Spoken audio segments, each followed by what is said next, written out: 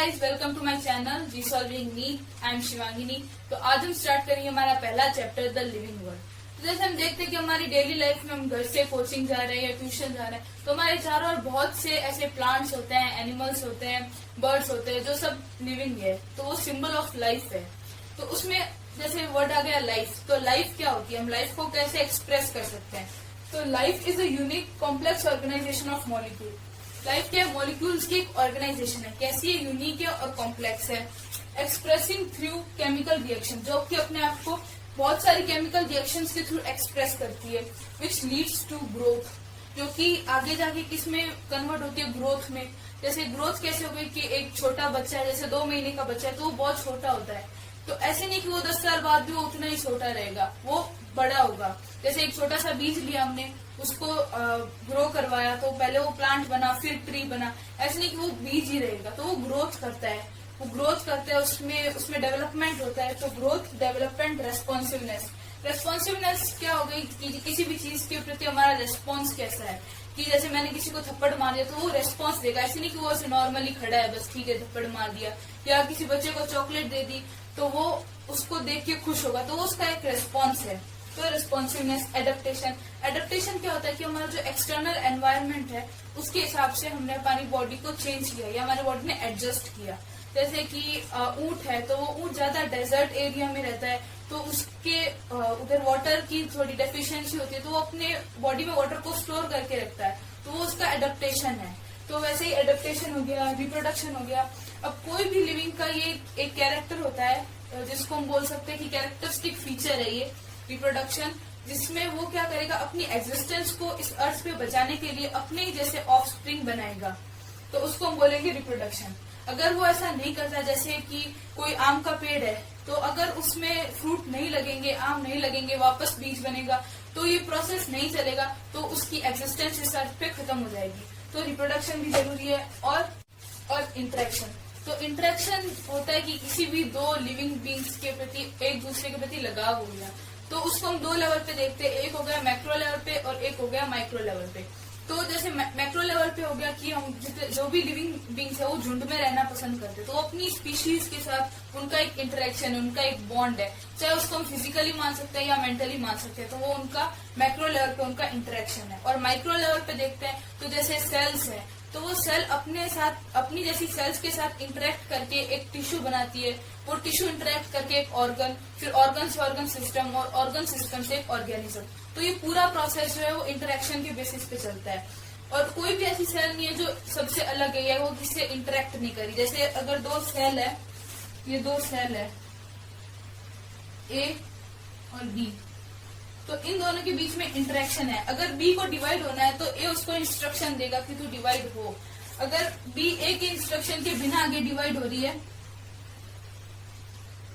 तो उससे इंटरेक्शन टूट गया, तो उससे क्या होगा, उसका डीएनए म्यूटेट हो जाएगा। और जो कि हम डीएनए म्यूटेशन को कॉमनली बोल सकते हैं कि कैंसर के चांसेस बन सकते हैं उधर, तो वो एक तरह से हार्मफुल है। तो इंटरेक्शन कहीं भी टूटता नहीं है नॉर्मली लिविंग्स में। तो कोई भी लिविंग ऐसा नहीं है जिसका इंटरेक्शन वो शो नहीं करता, चाहे वो मैक्रो लेवल पे करे या माइक्रो लेवल पे, पर वो इंटरेक्शन शो करता है। तो हम देखते हैं कि लिविंग के कैरेक्टर्स क्या क्या होते हैं। तो लिविंग के टोटल 5 कैरेक्टर्स होते हैं, जिनको हम इस ट्रिक से देख सकते हैं, ग्राम्स। तो इसमें सबसे पहले आ गया ग्रोथ, सेकंड आ गया रिप्रोडक्शन, फिर आ गया एबिलिटी टू सेंस, एम से हो गया मेटाबॉलिज्म, एस से हो गया स्ट्रक्चरल ऑर्गेनाइजेशन, या जिसको हम सेल्यूलर ऑर्गेनाइजेशन भी बोल सकते हैं। तो सबसे पहले हम देखते हैं ग्रोथ। तो ग्रोथ क्या होती है कि जैसे कोई छोटा बच्चा है, 1 महीने का, 2 महीने का बच्चा है, तो वो छोटा सा होता है एकदम, पर 10 साल बाद भी क्या उतना ही छोटा रहता है? नहीं, उसकी बॉडी ग्रो करती है, उसकी हाइट में इंक्रीज होता है, उसका वेट इंक्रीज होता है, तो वो सब ग्रोथ आ गया। पर ये तो हमने ले ली मल्टी सेलुलर ऑर्गेनिज्म, जैसे हम हो गए, ह्यूमंस हो गए, एनिमल्स हो गए। तो पर जो कुछ होते हैं यूनिसेलुलर ऑर्गेनिज्म, जो एक ही सेल होते हैं, तो अब वो कैसे ग्रो करेंगे? तो जैसे ग्रोथ को हम बेसिकली मानते हैं increase in number of cells या increase in number of mass. तो जो यूनिसेलुलर है, उनमें ग्रोथ कैसे होगी, वो रिप्रोडक्शन से ग्रो करेंगे।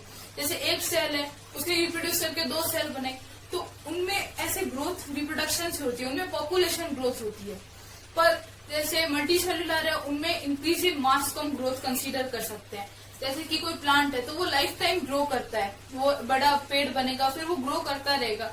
पर जैसे हम ह्यूमंस का एग्जांपल लेते हैं तो हम एक सर्टेन एज तक ग्रो करते हैं, हमारी जैसे हाइट को इंक्रीज मानते हैं, तो हाइट जो है हमारी एक सर्टेन एज तक ही इंक्रीज होती है, उसके बाद में हाइट इंक्रीज होना बंद हो जाती है। पर जो रिपेयरिंग का काम है बॉडी में वो लाइफ टाइम चलता रहता है, जैसे कहीं कट लग गया या कोई चोट आ गई तो वो जो सेल्स डेड हुई है वो वापस रिपेयर होती रहेगी, उसके लिए नई सेल्स बनती रहेगी। और ग्रोथ को हम कैरेक्टरिस्टिक फीचर बोल सकते हैं लिविंग का कि ये बेसिक फीचर है, पर इसको हम डिफाइनिंग प्रॉपर्टी नहीं कह सकते। तो ग्रोथ जो है वो कैरेक्टरिस्टिक फीचर है लिविंग का, जैसे बेसिक फीचर है, पर वो डिफाइनिंग प्रॉपर्टी नहीं है। जैसे कोई लिविंग है, जैसे स्नो माउंटेन्स होते हैं, तो उनमें जैसे बर्फ गिर रही है तो उनसे बर्फ उस पे आके इकट्ठा हो रही है, तो उसका मास तो इंक्रीज हो रहा है। जैसे सैंड ड्यून्स होते हैं, रेत के टीले, उनमें कंटिन्यू मिट्टी आके वहां पे इकट्ठी हो रही है, तो उससे उसका मास तो इंक्रीज हो रहा है, पर उसमें ग्रोथ तो हो रही है उसके मास में, पर वो लिविंग नहीं बना। तो उसको ऐसे इसको ग्रोथ को हम डिफाइनिंग प्रॉपर्टी नहीं कह सकते कि जिनमें ग्रोथ हो रही है वो सारे लिविंग है, ये हम नहीं बोल सकते। तो एक कैरेक्टरिस्टिक फीचर है पर डिफाइनिंग प्रॉपर्टी नहीं है। नेक्स्ट हम लेते हैं रिप्रोडक्शन। रिप्रोडक्शन क्या होता है कि हर एक ऑर्गेनिज्म में एक टेंडेंसी होती है कि वो अपने जैसी सिमिलर प्रोजेनी बनाता है, जिससे उसकी जो स्पीशीज है उसका एग्जिस्टेंस रहे। जैसे हम कोई भी ऑर्गेनिज्म है तो वो अपने जैसी प्रोजेनी बनाएगा, अपने सिमिलर, ताकि उसकी जो एग्जिस्टेंस है वो इस अर्थ पे रहे। तो रिप्रोडक्शन बहुत सारे दो तरीके होते हैं इसके, मेनली सेक्सुअल और एसेक्सुअल।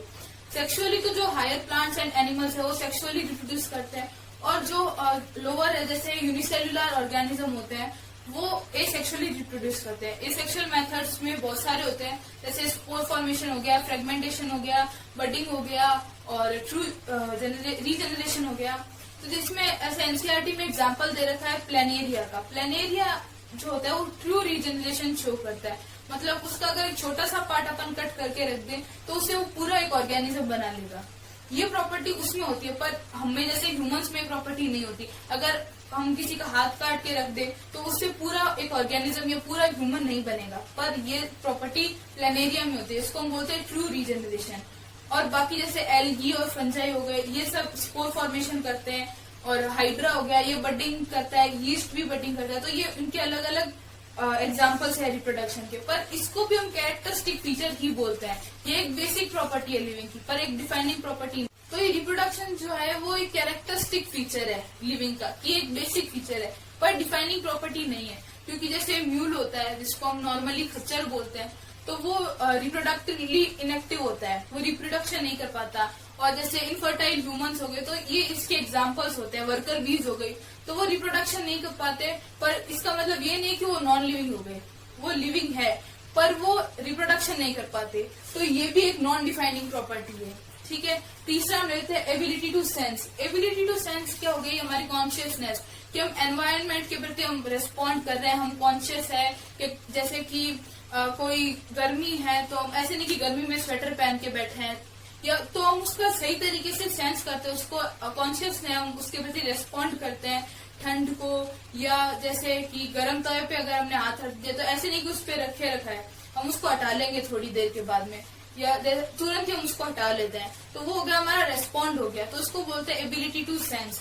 ये सिर्फ एनिमल्स में नहीं, प्लांट्स में भी होती है। जैसे बहुत सारे ऐसे प्लांट्स होते हैं जिनको हम कट करते हैं तो उनमें से एक लिक्विड आता है जिसको हम लेटेक्स बोलते हैं, तो वो भी उनका रेस्पॉन्ड है। और एक प्लांट होता है जिसको बोलते हैं छुई मुई का जो पौधा होता है, उसको हम टच करते हैं तो उसकी जो लीव्स है वो अपने आप सिकुड़ जाती है, तो वो भी उसका रेस्पॉन्स है हमारी एक्सटर्नल स्टिमुलाई के प्रति।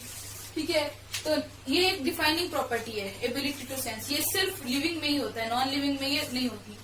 ठीक है, फिर आता है मेटाबॉलिज्म। मेटाबॉलिज्म क्या होता है कि रिएक्शंस होती है जो हमारी बॉडी में बॉडी की जो सेल्स होती है उनमें ये होती है। तो ये दो तरीके की होती है, कैटाबॉलिज्म और एनाबॉलिज्म। ठीक है, कैटाबॉलिज्म जो होती है वो ब्रेकिंग डाउन रिएक्शन बोलते हैं उनको, और एनाबॉलिज्म को फॉर्मेशन। जैसे प्रोटीन जो है वो अमाइनो एसिड में टूटा तो उसको हमने बोल दिया कैटाबॉलिज्म, और उन्हीं अमाइनो एसिड का जैसे सीक्वेंस चेंज करके हमने नया प्रोटीन बनाया तो उसको हम बोलेंगे एनाबॉलिज्म। तो जो मेटाबॉलिज्म है ये भी एक डिफाइनिंग प्रॉपर्टी है लिविंग की, ये सिर्फ लिविंग सेल्स में ही होती है।